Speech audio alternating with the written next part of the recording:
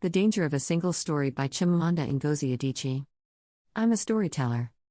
And I would like to tell you a few personal stories about what I like to call the danger of the single story. I grew up on a university campus in eastern Nigeria. My mother says that I started reading at the age of 2, although I think 4 is probably close to the truth. So I was an early reader, and what I read were British and American children's books. I was also an early writer, and when I began to write, at about the age of 7, stories in pencil with crayon illustrations that my poor mother was obligated to read. I wrote exactly the kinds of stories I was reading. All my characters were white and blue-eyed, they played in the snow, they ate apples. And they talked a lot about the weather, how lovely it was that the sun had come out. Now, this despite the fact that I lived in Nigeria. I had never been outside Nigeria. We didn't have snow, we ate mangoes, and we never talked about the weather, because there was no need to. My characters also drank a lot of ginger beer, because the characters in the British books I read drank ginger beer. Never mind that I had no idea what ginger beer was. And for many years afterwards, I would have a desperate desire to taste ginger beer. But that is another story. What this demonstrates, I think, is how impressionable and vulnerable we are in the face of a story, particularly as children. Because all I had read were books in which characters were foreign. I had become convinced that books by their very nature had to have foreigners in them, had to be about things with which I could not personally identify. Now, things changed when I discovered African books. There weren't many of them available, and they weren't quite as easy to find as the foreign books. But because of writers like Chinua Achebe and Kamara Lay, I went through a mental shift in my perception of literature. I realized that people like me, girls with skin the color of chocolate, whose kinky hair could not form ponytails, could also exist in literature. I started to write about things I recognized. Now, I love those American and British books I read. They stirred my imagination. They opened up new worlds for me. But the unintended consequence was that I did not know that people like me could exist in literature. So what the discovery of African writers did for me was this. It saved me from having a single story of what books are. I come from a conventional, middle-class Nigerian family. My father was a professor. My mother was an administrator. And so we had, as was the norm, live-in domestic help, who would often come from nearby rural villages. So, the year I turned 8, we got a new houseboy. His name was Fidi. The only thing my mother told us about him was that his family was very poor. My mother sent yams and rice, and our old clothes, to his family. And when I didn't finish my dinner, my mother would say, "Finish your food. Don't you know? People like Fidi's family have nothing." So I felt enormous pity for Fidi's family.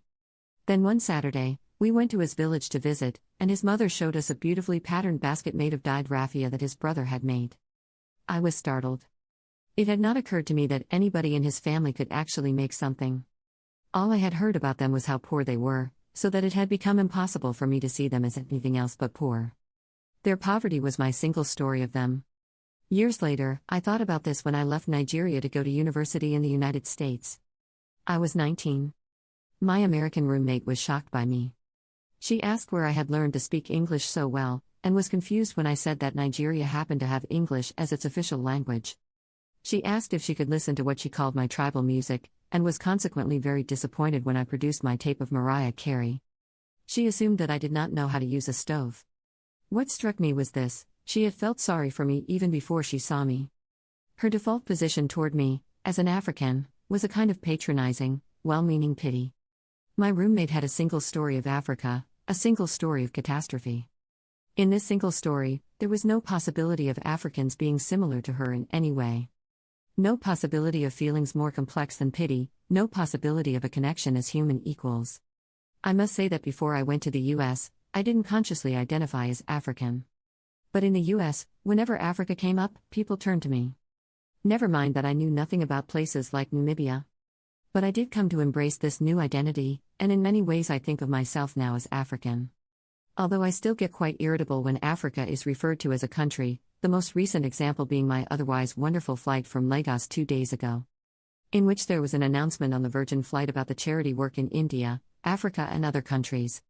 So, after I had spent some years in the US as an African, I began to understand my roommate's response to me. If I had not grown up in Nigeria, and if all I knew about Africa were from popular images, I too would think that Africa was a place of beautiful landscapes, beautiful animals, and incomprehensible people. fighting senseless wars, dying of poverty and AIDS, unable to speak for themselves and waiting to be saved by a kind, white foreigner. I would see Africans in the same way that I, as a child, had seen Fidi's family.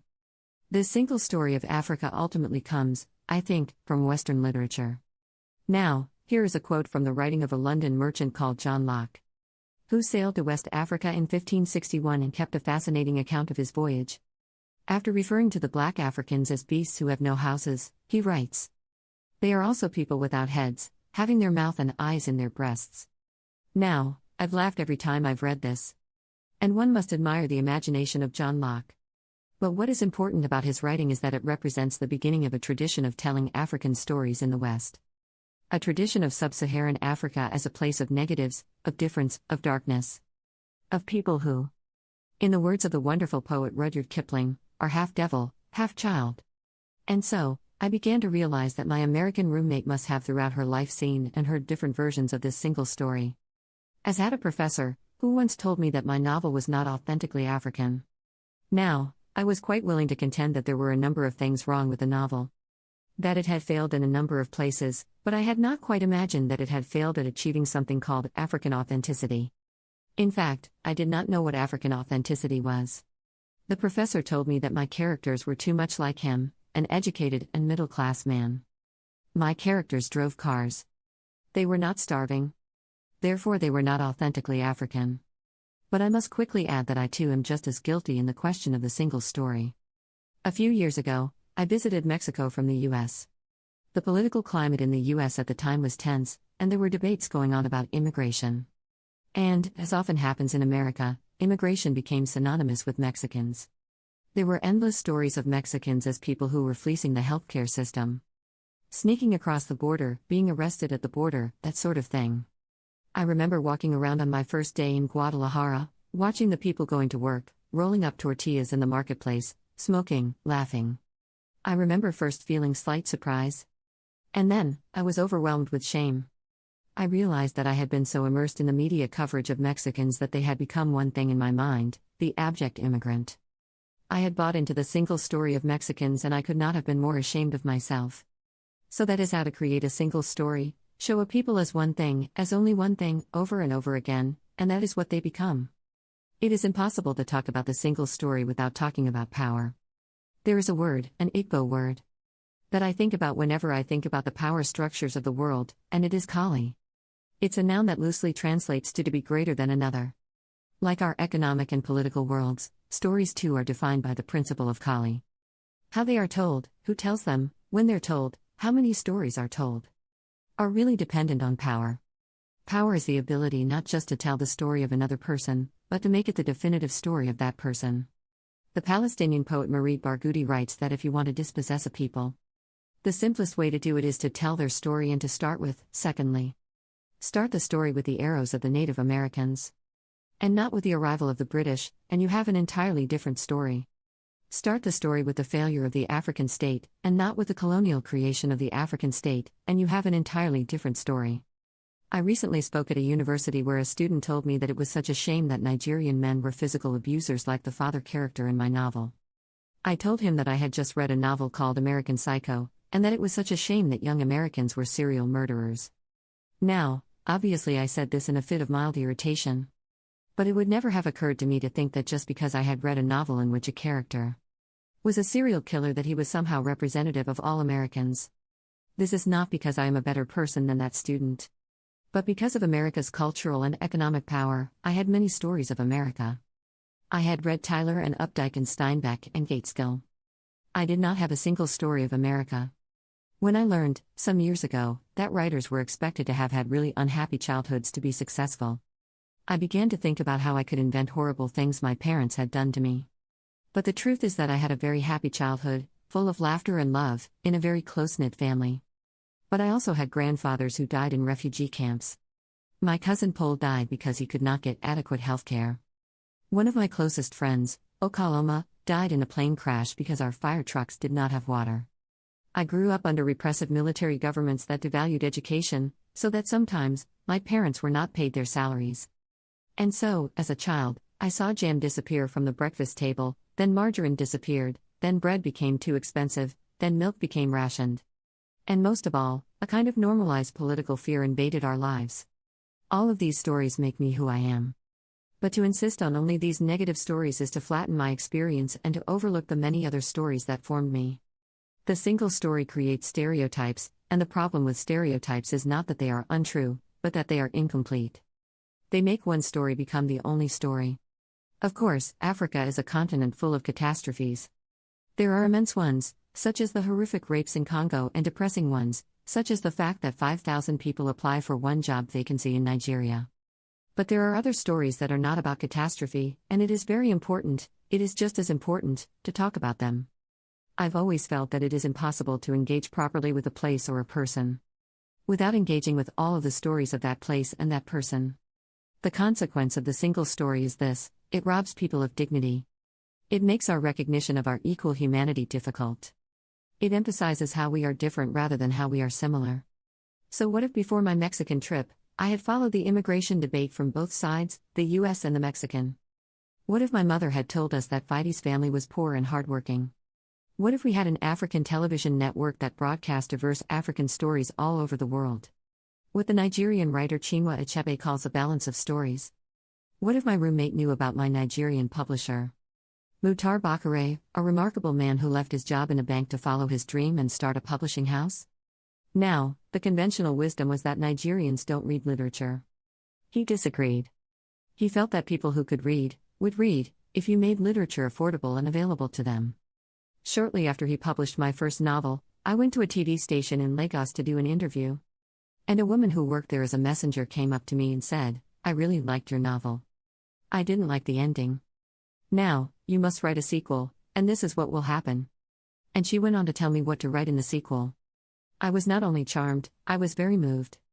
Here was a woman, part of the ordinary masses of Nigerians, who were not supposed to be readers. She had not only read the book, but she had taken ownership of it and felt justified in telling me what to write in the sequel. Now, what if my roommate knew about my friend Funmi Iyanda, a fearless woman who hosts a TV show in Lagos and is determined to tell the stories that we prefer to forget? What if my roommate knew about the heart procedure that was performed in the Lagos hospital last week? What if my roommate knew about contemporary Nigerian music, talented people singing in English and Pidgin, and Igbo and Yoruba and Ijo? Mixing influences from Jay-Z to Fela to Bob Marley to their grandfathers. What if my roommate knew about the female lawyer who recently went to court in Nigeria to challenge a ridiculous law that required women to get their husband's consent before renewing their passports? What if my roommate knew about Nollywood, full of innovative people making films despite great technical odds? Films so popular that they really are the best example of Nigerians consuming what they produce? What if my roommate knew about my wonderfully ambitious hair braider, who has just started her own business selling hair extensions? Or about the millions of other Nigerians who start businesses and sometimes fail, but continue to nurse ambition? Every time I am home, I am confronted with the usual sources of irritation for most Nigerians. Our failed infrastructure, our failed government, but also by the incredible resilience of people who thrive despite the government, rather than because of it. I teach writing workshops in Lagos every summer.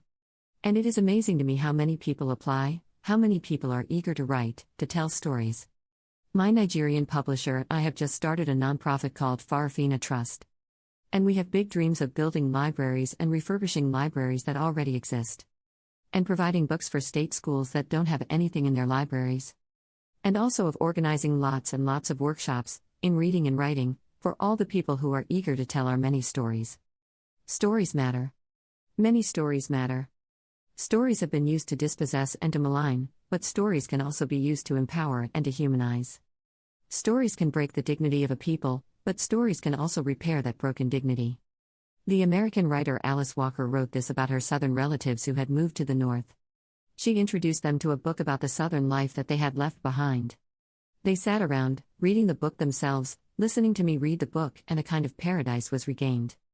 I would like to end with this thought: that when we reject the single story, when we realize that there is never a single story about any place, we regain a kind of paradise. Thank you. Thanks for watching. Please like, share, and subscribe.